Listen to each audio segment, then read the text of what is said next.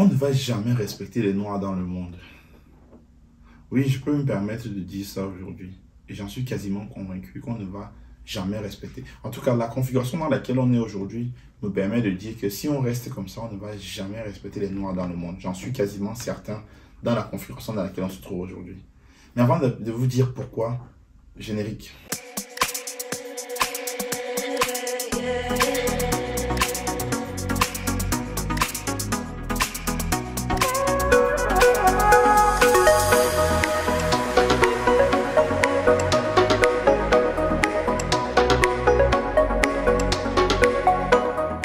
Hello les amis, j'espère que vous allez bien. Bienvenue sur Un jour un métier. Je suis Herman Kouyaté. Ici, on parle d'orientation, de reconversion, de digital. Bref, on parle de tout ce qui est lié à l'épanouissement de la jeunesse en général. Alors, la thématique d'aujourd'hui est très simple. Je vais vous expliquer pourquoi est-ce que je vous disais en introduction qu'on ne va jamais respecter les Noirs dans le monde. Petite parenthèse, pensez à vous abonner et à activer la cloche de notification pour ne rien manquer de nos contenus hebdomadaires. Et également à nous dire en commentaire et à mettre un pouce bleu si jamais vous appréciez le type de contenu. Surtout à partager avec vos contacts et les personnes qui pourraient potentiellement être intéressées. Alors, avant de faire cette vidéo, je suis encore tombé sur une vidéo sur internet où on montrait comment il y avait un Noir qui avait été maltraité, où on montrait les gens exprimaient toute leur désolation, les gens exprimaient leurs cris de colère parce qu'il y avait un Noir qui avait été maltraité par la police dans je ne sais trop dans quel pays de l'Europe de l'Est. Et je me rends compte que le temps passe, mais les histoires se suivent et se répètent. Comme si nous, on n'apprenait rien de ça. Comme si finalement, on pensait qu'en faisant des revendications, en faisant des vidéos YouTube, en chantant ou en s'habillant en Black Lives Matter, ça devait avoir un impact. Mais c'est faux en réalité. Parce que si on ne respecte pas les Noirs, c'est pour diverses raisons, que j'ai pris quelques notes d'ailleurs. L'une des premières raisons, c'est que les médias, déjà dans un premier temps, ne nous respectent pas. Il y a encore de cela quelques jours, petite histoire, j'ai discuté avec une personne qui est passée à la maison et qui travaille dans une association, qui travaille dans une ONG internationale dans laquelle on envoie des gens dans les pays qui sont dans le besoin. Et il savait que c'est une ONG financée de façon étatique. C'est l'État qui donne des financements dans ces ONG-là pour qu'elles interviennent dans divers pays. Mais quand je me suis, en creusant un peu de plus en fond, de fond en comble par rapport à ce qu'elle m'expliquait, je me suis très vite rendu compte que les ONG sont des organisations purement politiques et rien d'autre. Ça ne sert pas du tout à aider les populations locales, mais ça sert essentiellement à avoir un rôle de soft power. C'est-à-dire aller dans un pays, montrer toute son influence dans un premier temps, montrer son influence aux autres dans un second temps, et en dernier, montrer toute la pauvreté et la misère qui viendra plus tard justifier des interventions militaires, non pas pour aider, mais plutôt pour piller les populations. Bref, les ONG sont là pour aller récupérer des images qu'on viendra montrer aux médias occidentaux et justifier à la population locale le pourquoi des interventions. Pour dire, tiens, regardez, les gens là-bas, ils ont hyper faim, ils n'ont pas de quoi manger, ils n'ont pas d'eau à boire. On a besoin d'intervenir parce que sinon, les djihadistes que certains ont inventé vont les tuer. Bref, il y a cet aspect-là vraiment que les médias sont là pour faire cela. Le deuxième volet, il est économique. Je prends l'exemple de la France. Quand on vient en France, on connaît combien d'entreprises qui ont été créées et tenues par des Noirs qui embauchent 500 personnes. Je suis totalement ouvert, la barre des commentaires là. Si vous connaissez des entreprises qui embauchent 500 personnes en France qui ont été créées et tenues par des Noirs, je suis totalement ouvert à cela. Je suis aussi curieux, je vais en apprendre. Peut-être qu'il doit en avoir, mais si la question se pose déjà, ça veut dire que même s'il y en a, c'est tellement peu par rapport au nombre de Noirs qu'il y a en France, surtout par rapport au boucan qu'on fait finalement. Je pense que en France, par exemple, il y a une statistique qui dit que un salaire fait vivre 3 familles. Donc, ça veut dire que si vous embauchez 500 personnes, vous faites vivre potentiellement 1500.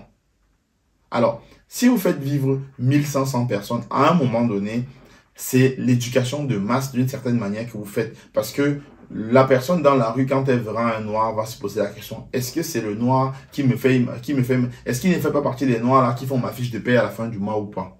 Cette question a le mérite d'exister parce que si on est là juste pour faire du bruit, or on est dans une société ultra capitaliste qui ne comprend, qui n'a Dieu que pour du chiffre et que nous on n'est pas capable d'impacter le chiffre, il est clair que notre respect, on peut clairement le mettre à la poubelle parce qu'il ne servira à rien. Si on a besoin d'être écouté, on doit frapper là où les gens écoutent.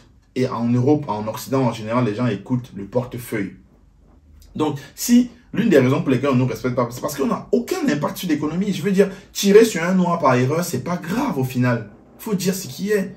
Parce que on ne va pas faire l'erreur, on ne peut pas se tromper en disant qu'on a tiré sur Zuckerberg par erreur. Non, il n'y en a aucun qui est noir de toute façon.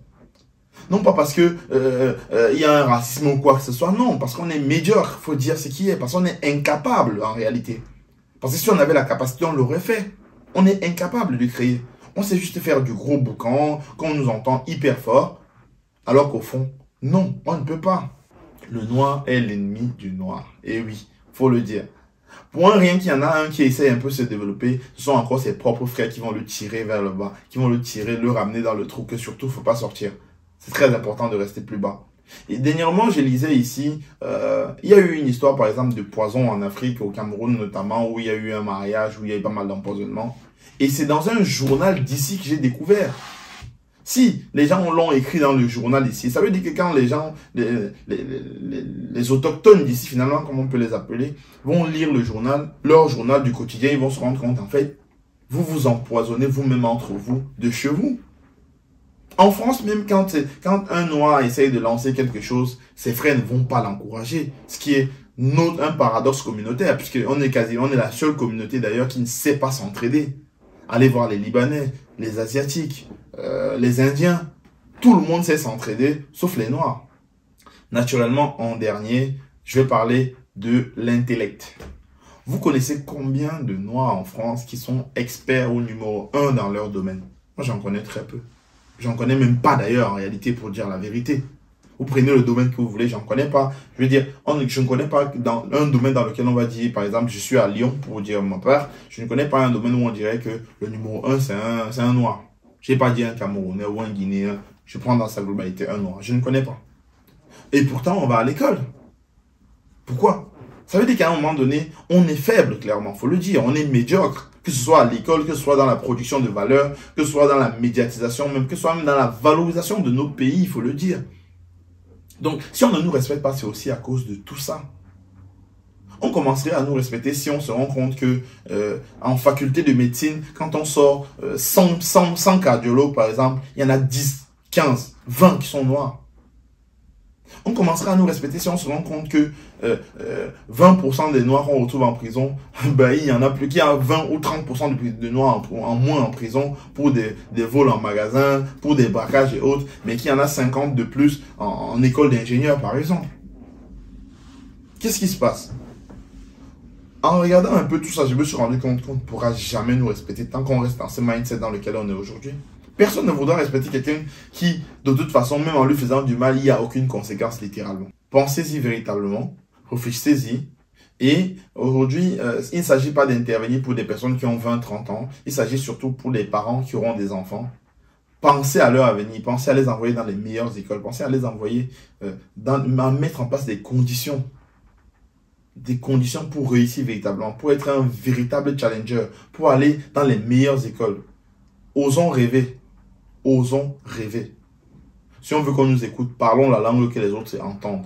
C'est à nous de parler leur langue. Malheureusement, on est chez eux, on doit parler leur langue. Ça marche comme ça. Si on veut être écouté, parlons leur langue. Et eux, ils ne parlent que la langue de l'argent. Ils parlent de la langue économique.